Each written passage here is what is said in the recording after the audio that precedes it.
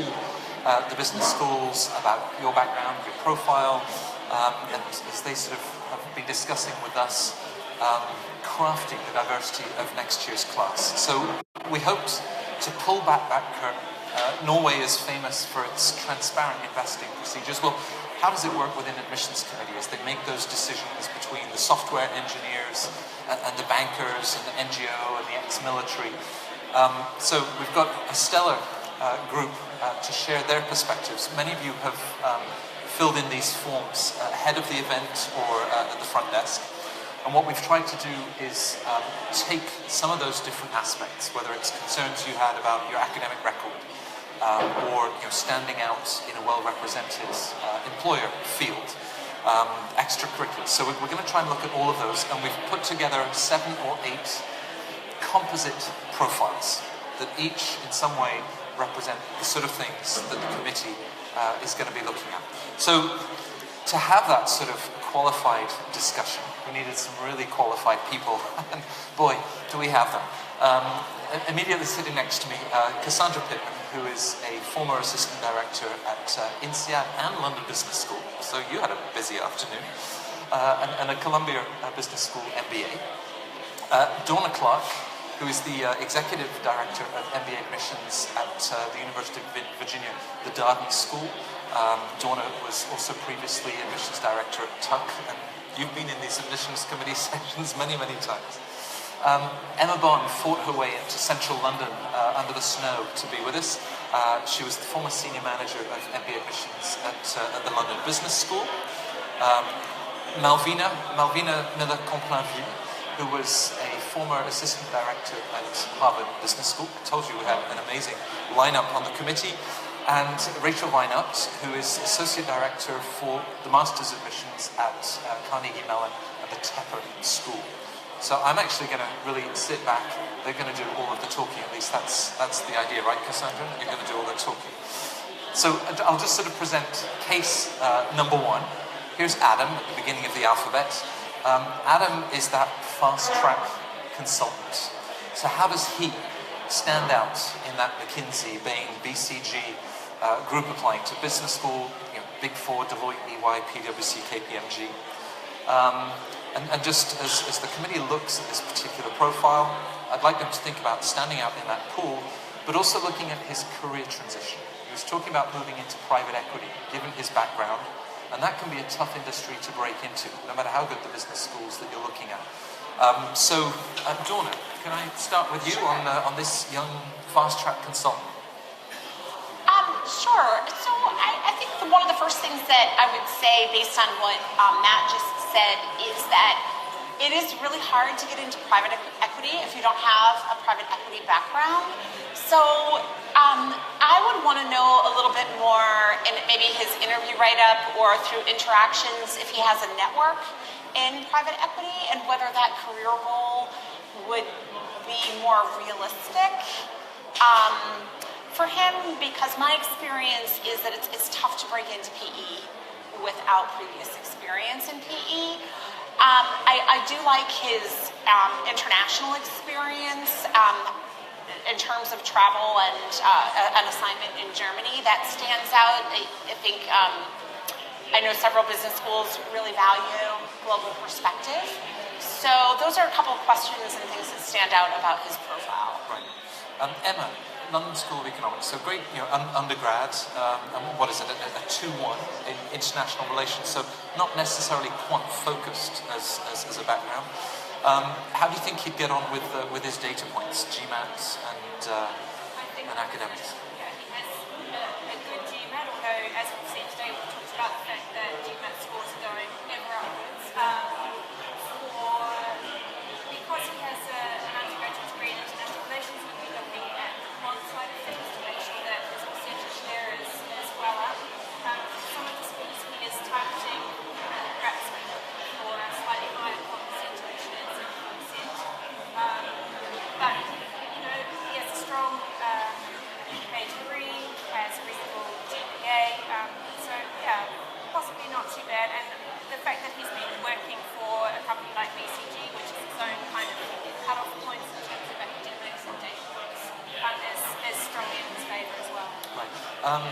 Malvina, if I can ask you just in terms of recommenders, he's looking at one of the partners at McKinsey, who's a Harvard Business School alum. Is that going to matter, the fact that, as HBS is looking for the best of the best, and they've got someone that did the program and says, this guy's great? I think that he certainly wants to choose recommenders that know him very well and are able to speak to how he sticks out, how he stands out from his peer group, and can also answer some of the very targeted questions that the recommenders are asked, such as a time when they were asked for feedback. So it really has to be someone that knows him quite well. So that is something that would need to be looked into. The fact that it's an HBS alum is always a good thing. It means that if you were to apply to HBS, it means that the recommender is familiar with the HBS culture and can speak to Adam's fit with the culture of the school. And just a last one, and then Rachel, I'm going to get you started on our next profile. For a school like INSEAD, Cassandra, he's got this 6 months of travelling. Could have been a lot of fun. And then the 3-month assignment in Germany. As you look at those two and think about what really constitutes, we talked this morning about global mindset. Do you think that's going to carry weight? Which one do you think would matter more to the INSEAD admissions committee? So for INSEAD, it's international experience, a little bit on the light side. And so I think one of the things that I would encourage him to think about is, what is his international motivation? So yes, he has some experience internationally, he's traveled, which is great, he's been put on this assignment, but why is it that he is applying to the most international business school in the world? What does he want to achieve from there? And also, just, because all things are not equal, so we'd be looking at, I would imagine the committee would be looking at, what opportunities has he had to get international exposure in the past? We don't all come from the same socioeconomic background, so if he's had a lot of opportunities and had a lot of privilege and only spent 9 months in total in his life traveling anywhere in the world, that's different than somebody who's had to kind of achieve on their own back, and shrink their own back, and then once had that privilege and opportunity, took advantage of the opportunities that he had. Great. Now, I promised to sort of keep us moving through so we can get to all of them. Rachel, let's bring up number 2. This is Basma. And let's see, Basma, she's working in the back office of, I think it's UBS. A range of target schools, obviously focused on finance, given her background. I'd actually like to go back to recommenders, Rachel, on this one, if I may, because she has several options, including her current position at UBS. But she could go back to a former boss. Let's see, where was she? She was at Standard & Chartered before that in Singapore. Would it be smarter to look for someone that does go back a few years, but then provides contrast with her current position? I think, honestly, it just depends. I'm going to echo a point that you already made. Who knows her the best? Who can really talk about her progression, her skills, her accomplishments? And so if that's the 2 VPs at UBS, then so be it. But I think the key there is finding recommenders who know you and can speak to your abilities. We always recommend sitting down with them and reminding them of what those abilities are before you actually ask someone to write your recommendation. And it's great for her that she's spoiled for choice.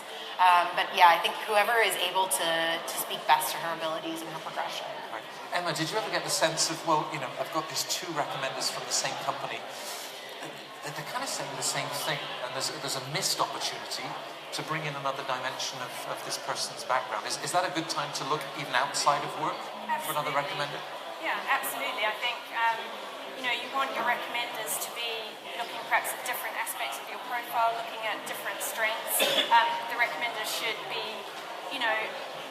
mirroring or elaborating on what you yourself see as your strengths. So, she might perhaps have somebody from work, and then she might look outside the office to a client, but she is in a back office role here, so she may not have that opportunity perhaps. And that's one of the questions that I would be looking at, would be, having sort of been in the back office, why hasn't she been able to make that transition herself within her current company? She wants an MBA to make that transition, but that's something that we would be looking at, would be her kind of personal traits, things like charisma and how she would perform the client-facing role. Jordan, that sounds like something that you'd have picked up on too. A lot of schools look at interpersonal skills and communication skills, and we don't know how she's performed in an interview, so an interview would probably be a great source of information for her interpersonal and communication skills. One of the things that stands out about her to me is the extent to which she's involved in extracurricular activities. So she's an accomplished pianist, she's a mentor, she's a woman in finance ambassador for UBS. There's an organization called the Forte Foundation. She might want to participate in Forte. There's some schools that offer Forte fellowships, so that's something that stands out to her about her. And she's heading for a finance career at 3 very quant-driven schools. What about that GMAT quant school? We've talked about it earlier in the day about these schools just seem to keep going up and up and up. It's 710, it's within the range, but the quant's only 67 percentile. Where does that leave her? I would look at what other evidence there is of quantitative preparedness for a business school. So I personally think the GMAT is a solid GMAT score. The quant is sort of, borderline. So I might look and see if she has taken any courses or has done something like HBX core. That would be an area. Right. I might consider her for an admission, but upon successful completion of a quantitative class. Got it. Now, of course, my co-partner John and his instinct of let's make this definitive. If any of you were to look at this profile and the schools that she is targeting, is she an admin? Is she waitlist? Or do you think she'll get dinged? And you don't have to speak on behalf of that school, clearly, but just from what you see today and what you would then need to sort of turn around, where would you place it? Emma? I would not want to make a call on that without the interview. That's why the interviews are so crucial, because if you look at that, we're talking about quant, she has a finance degree, so that's presumably she has a number of quant. She has these amazing extracurricular activities, so presumably she's engaged with her workplace outside in her community, but as I say, the whole back office shifting to front office, that's her career goal, and as an admissions committee you want to make sure that the goals are realistic, and I don't think with just looking at that on paper you can't do that without meeting her, getting to know her, understanding more about her motivations and where she wants to go post-MBA, and whether she's personally kind of able to make that shift. Right, so securing that interview would be a big step. Rachel, there is one detail in the extracurriculars. Accomplished pianist. Sometimes we hear, we even had somebody, I think, with Fortuna who had danced for one of the major ballet groups, but said, surely business school doesn't care about that. Music, sport, do they make a difference? I think they do. One of the things that we look for, and I think most schools would look for, is fit. Are you a good fit for us? Are we a good fit for you? And with that, bringing diverse perspectives to the classroom, to the class itself, is important. And so while it might not necessarily impact her academics, I think the fact that she brings a unique skill, unique perspective, brings something and adds a dimension to the class that's important. Great. Now here we are in London 2 years ago with oil at $28 a barrel, and business schools, we're seeing a lot of people coming out of the oil and gas industry. Business schools seem like a natural next step. So Charles is our global energy hybrid, targeting a lot of the top European schools that are spending the day with us today. Now, he graduated 10 years ago, went to a good school. So now he's talking about getting a job in strategy consulting. Let's assume he's, 32, 33. Is that the career goal that he should be sharing with business school? Cassandra? So actually, I don't think 32 is too old, right? If we were talking about late 30s, early 40s, I might be a little bit more concerned. Particularly as he's targeting top European schools, I think he'd probably have more success in a one-year program because he can get a jump on that. But I might want to see, rather than a focus on McKinsey, Bain, BCG, in his essays, I'd be looking for some flexibility. I want to get into strategy consulting, but I'd be willing to work for a more boutique firm. I've done some research. I want to see that he'd done that research and had that flexibility. But I think, given his profile, if he does have that flexibility and he's ready to go now and he chooses a one-year program, I think he could be an excellent candidate if he told his narrative in the right way. And with the energy background that he has, would it then be to sort of stay in that sort of field for that sort of boutique consulting firm? I think the more you can draw the line for the admissions committee, the better. I think once you're there, you're going to be exposed to lots of different things, have lots of different opportunities. But we want to make sure. Well, I say we. I'm not on the AdCom anymore. But when I was, we would want to make sure that you can have a job. And so I think showing again that flexibility. I have these skills. I have this background, and they're going to be of value to my clients and to the firm that I'm going to join is a good thing to do. Right. Malvina, running, cooking, travel. I like at least two of those things. I failed to commit to the third one. I probably should. Is that enough in extracurriculars to really stand out? It's not ideal, I think. I think ideally you would want to show some kind of impact that you've made in your extracurriculars or something that you're quite passionate about. Actually, it could be, but he would have to expand on that and really talk about, what is he doing with running, cooking, travel, and either share how, if cooking is a passion, what does he do with that? If travel is a passion, what has he learned from his travels? If running is a passion, is it competitive? Is he doing marathons? So providing more depth is quite important. I also see in the recommenders bosses negative about the MBA. That's an interesting one. We see this, from, whether it's sort of a German engineering firm or here in oil and gas, where there isn't that same sort of connection perhaps with the business schools. So what would advice be to a candidate whose boss is like, what do you want to go to business school for? Donna, have you seen that? I have. I think if the boss is negative about the MBA personally, but is able to separate that this candidate wants to get his MBA and is able to separate it for the good of the candidate, that's different. If a candidate felt that the boss's recommendations, personal views on the MBA is going to filter in the recommendation, I would definitely choose someone else. And then back to the point about the extracurriculars. So I was an admissions consultant for a season before returning to Darden. And one of the pieces of advice I would always give people on their resume, because you would see this quite frequently, something more bland, running, cooking, travel. To your point, is there a certain type of cooking, or you like to cook and have friends over? More depth, more color would help this stand out. So if that's what authentically this candidate is into, I think definitely providing more color is going to help that stand out on a resume more.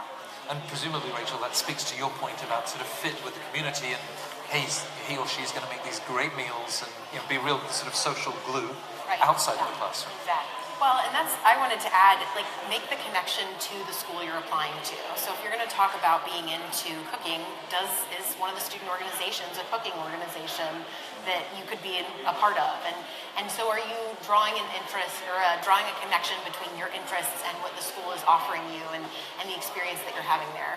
Even though it's not necessarily a professional organization, it still shows that connection to the community, that you might be that social glue and a good fit in the community. Now, here's a profile that you might be familiar with. This is Deepak, the male engineer.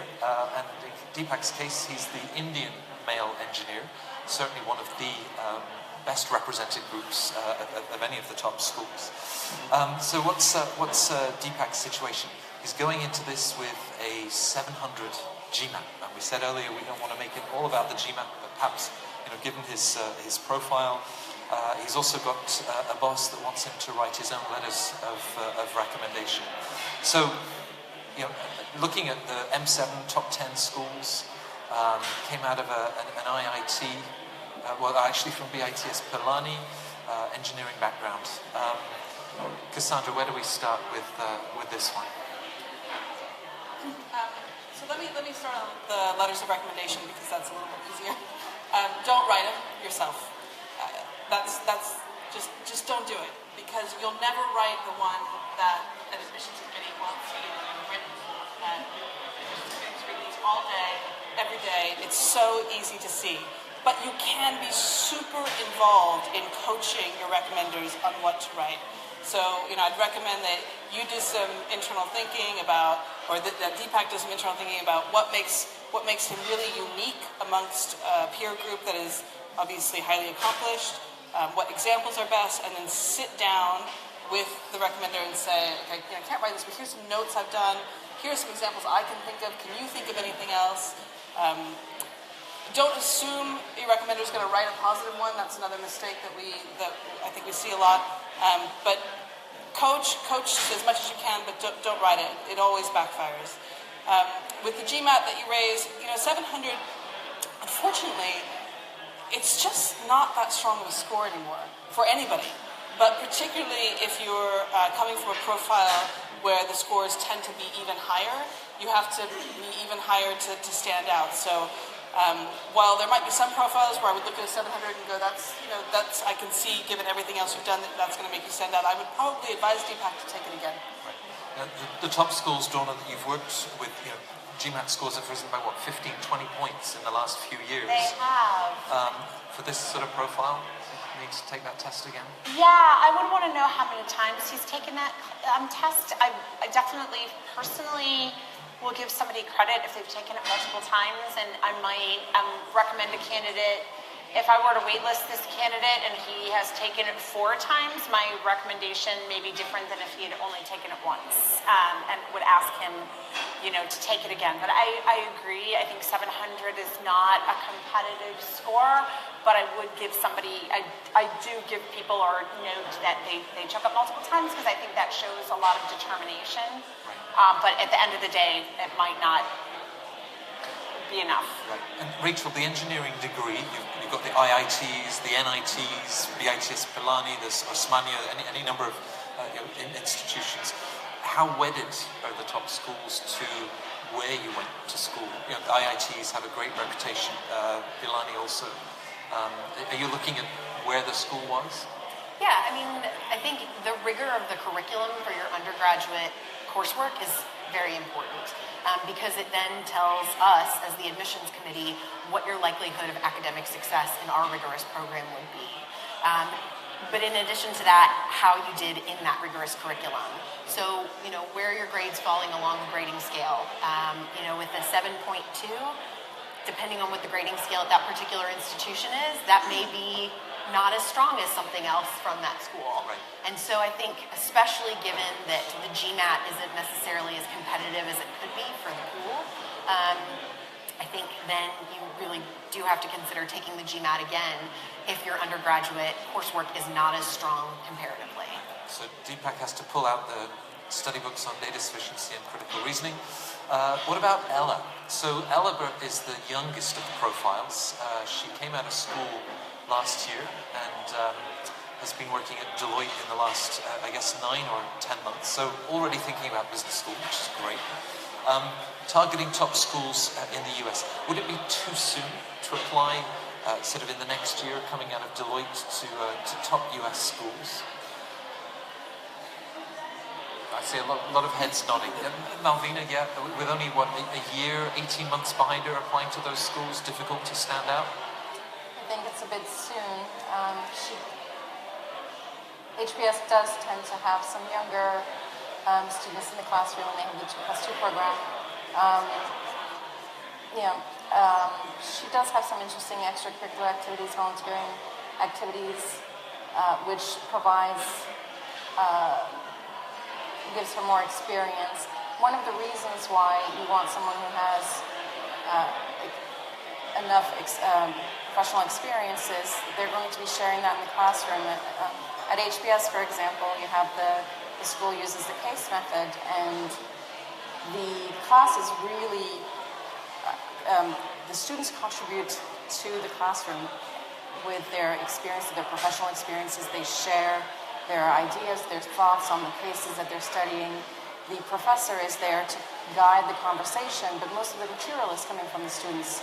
So if the admissions is looking at someone who's on the younger side, they're really going to look at what can that student bring to the classroom. They're going to be looking at their extracurriculars, anything that's out of the ordinary, outside of their professional experience, that could add to that classroom discussion. Right. Now she hasn't jumped into either of the two tests, GRE or GMAT.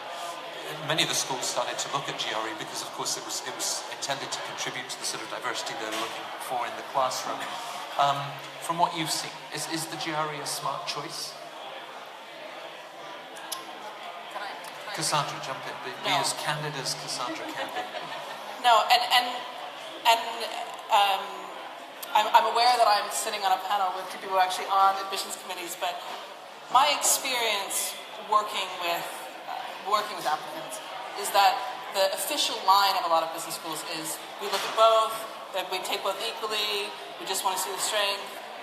But in our experience, I'm not seeing that to be true. I'm seeing a slight preference, or more than a slight preference, at the vast majority of schools for GMAT. There's a couple of exceptions, and that's if you live in a country where it is just completely impractical to either prep or take the GMAT exam. I think the AdComs are pretty open to that if you make that case. But, being in Europe with very easy access to prep courses, very easy access to test centers, I do not think it's I would not advise them to take the GMAT. The GRE. Wasn't the GRE designed or imagined for someone like Eller, that as they're looking to achieve that sort of gender balance, and as they look at other areas of grad school, GRE is the test of reference. Donna, would you give the GRE a break in this case and say, that works for me?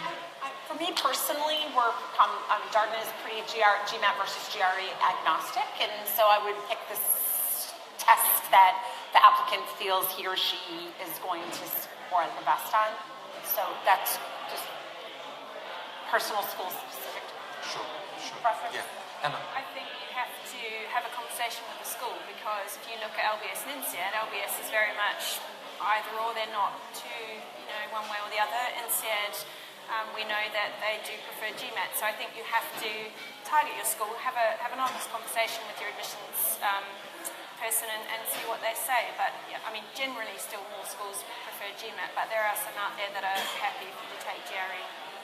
I suppose a couple of the things that we see in the GRE, the test-taking pool, many are going to grad school using the GRE, but the quant really doesn't matter in quite the same way.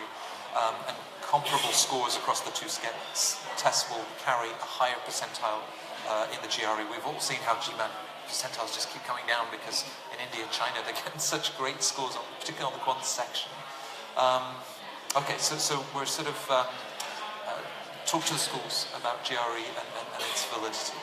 Well, we had to have an entrepreneur, and let's see, Fred is our profile for this one. Fred has been busy building his fintech business. This is London after all, in the last 3 years, and has been growing it very successfully. He's got 65 people following on for the first 2 years that he spent at Barclays. He's got a 2-2 coming out of Imperial. Great school, not the strongest grades. And in terms of in terms of extracurriculars, I guess he's pretty busy building that business and hasn't had much time.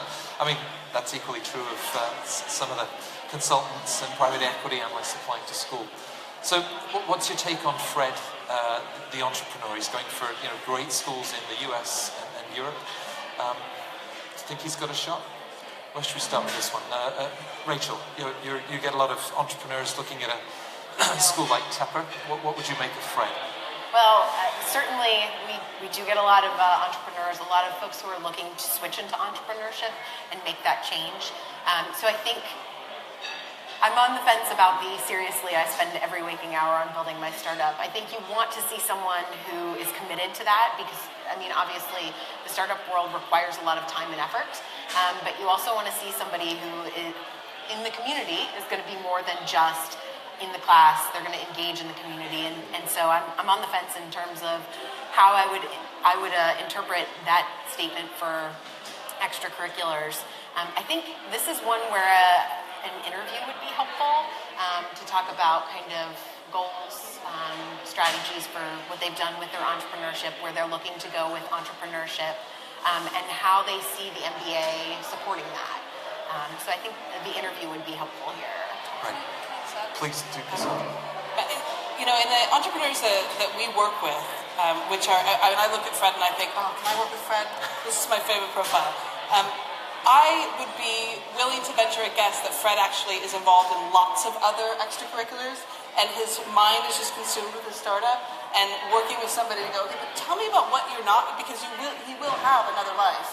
And that is just teasing those out and making sure that you highlight those would be important for him. But I'm 99% sure he's actually done lots of other things that aren't his business, because this is the kind of profile person who does lots of things. Right. Now, we started these profiles looking at, how do you stand out in MBB, the Big Four, the Morgan Stanleys and JP Morgans. He doesn't have that blue chip reference. I mean, he spent a couple of years at Barclays in the early stages of his careers. Can it be actually tough for the entrepreneur to talk his or her way into business school because they don't have that sort of blue chip pedigree, or does it excite the schools? Donna? I think it's more unusual to see an entrepreneur prior to business school. So for me, it would stand out to have that entrepreneurial experience prior to the MBA. So I see that as a strength in his case. I'm worried about the GPA for his target schools. And if you look at the average GPA for those schools, I don't know INSEADs off the top of my head, but for Stanford and Harvard, I think it's like a 3.7. So I worry about that.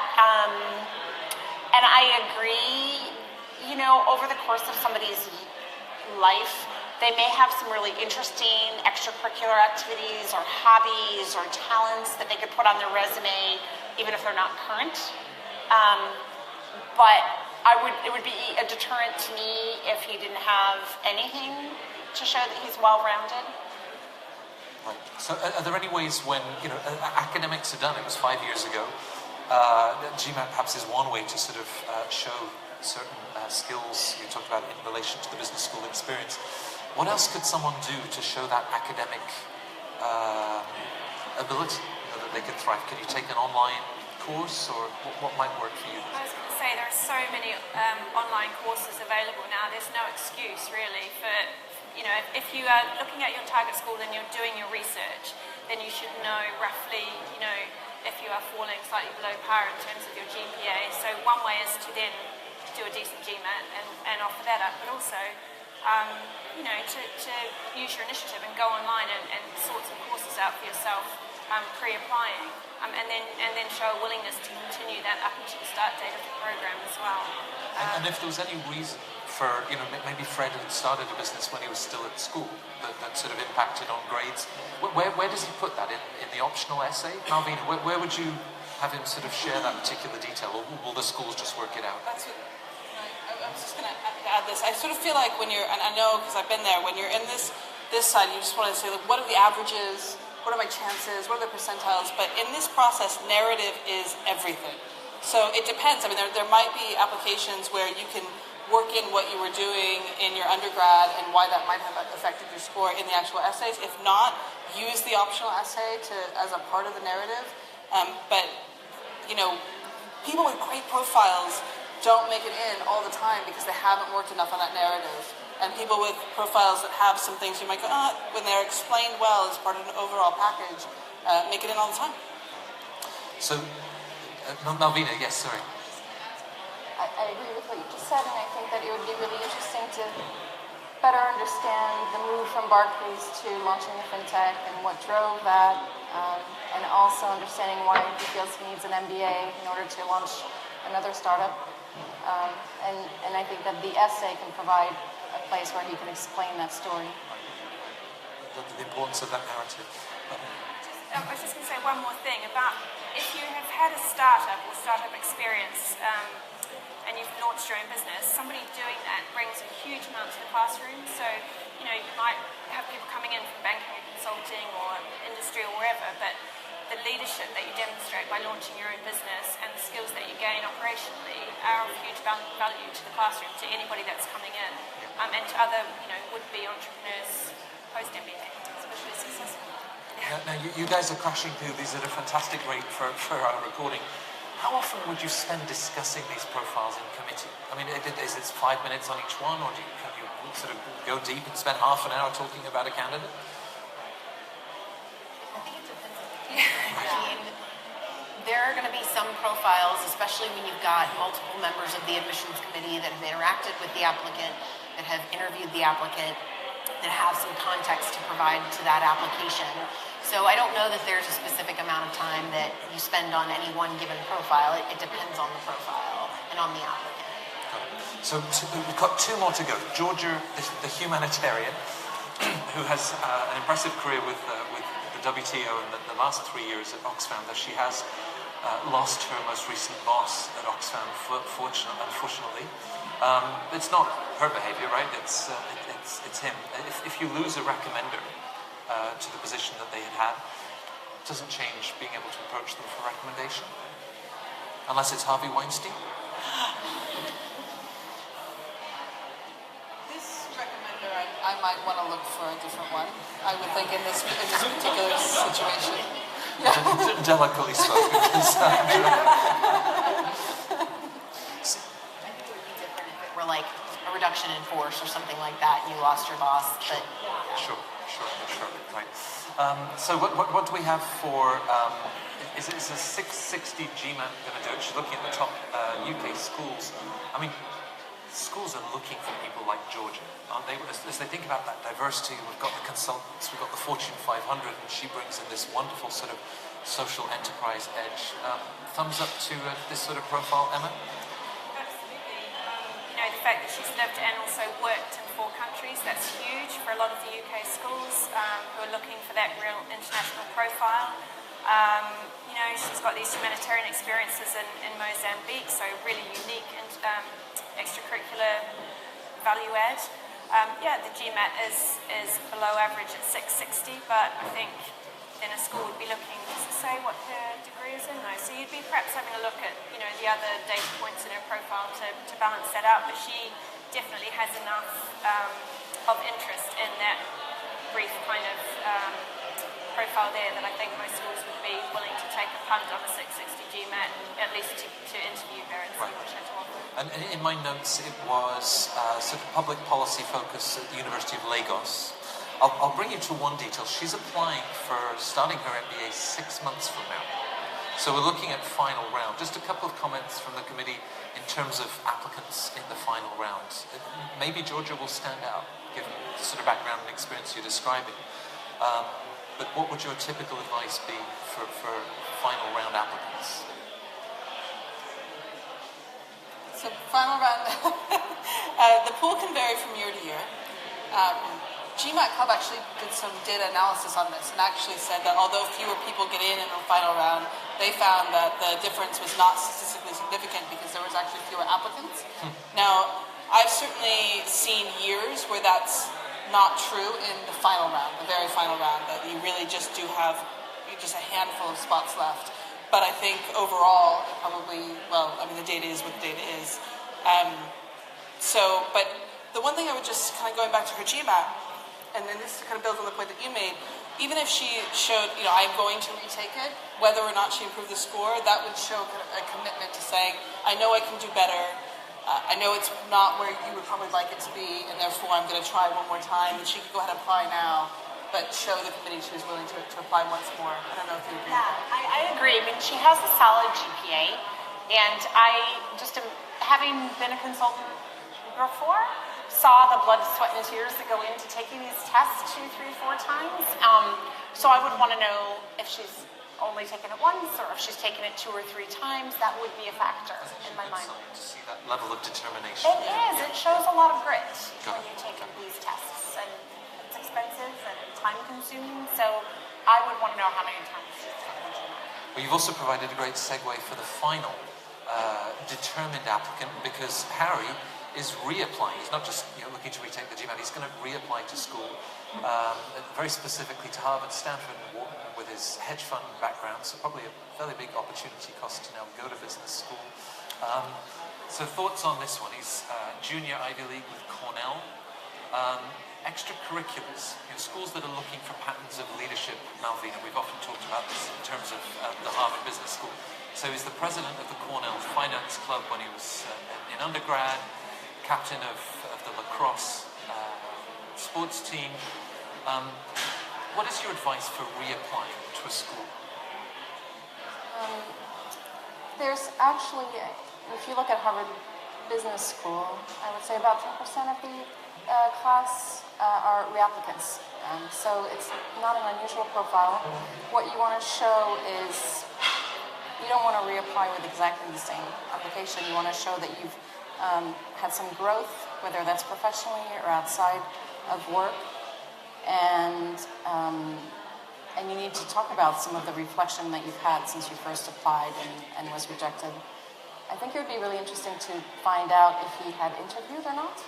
So to better understand what happened, was he rejected based on his application, or was he rejected based on something that happened during the interview, or because there was an overrepresentation in his particular pool.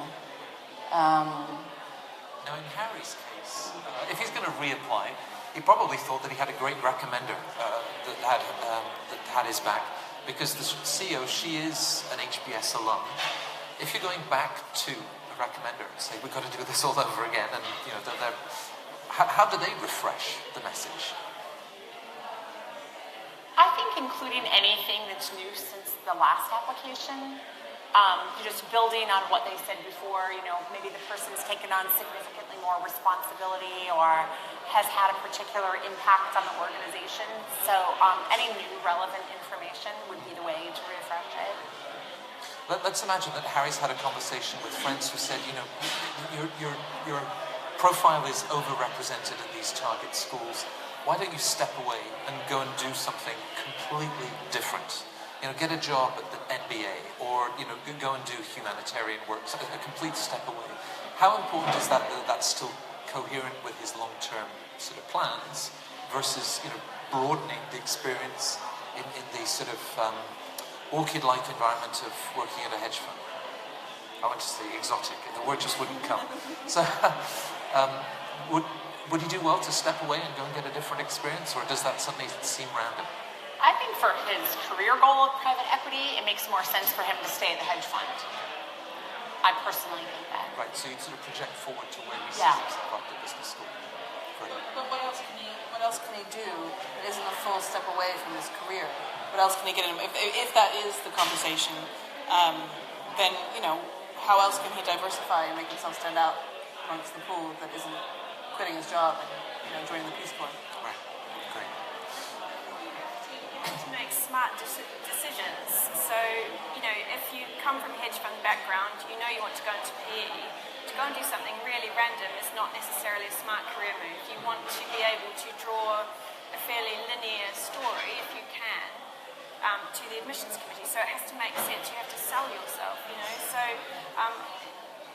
with him, I would perhaps, maybe something like Toastmasters or something extracurricular, or get involved in a not-for-profit somewhere so that you're showing your community engagement. I look at that and I think, 750 GMAT, 3.86 GPA, he probably thought he ticked a lot of boxes when he applied. How interesting, can you make himself a bit more interesting, round out his profile rather than perhaps, Maybe stay with the day job, but broaden experiences outside of work. And back to the narrative piece that I was mentioning before, I'd want to read his essays. How well were they written? How much thought did he put into them, or did he just think, my GPA and my profile is good enough, and he didn't really do a good job of talking about his passion and why he wants to work in private equity and really build that narrative for the AdCom. I feel sadly that you and your colleagues at Fortuna weren't able to give Harry, hold up the mirror and say, hey, we need to relook at this story. Wow, that's covered a lot of profiles. Of course, every story is individual, and we hope that as we continue the CentreCourt events through the rest of the year, having more of these sessions, please, if we have thousands of people that are following on Facebook, let us know if this was useful. This was something that we wanted to introduce this year, clearly with individuals of this level of insight and experience, but it would be great to get your feedback. I think you guys deserve a drink. It looks like the schools are done. Thank you, all 5 of you, for sharing the first committee with us.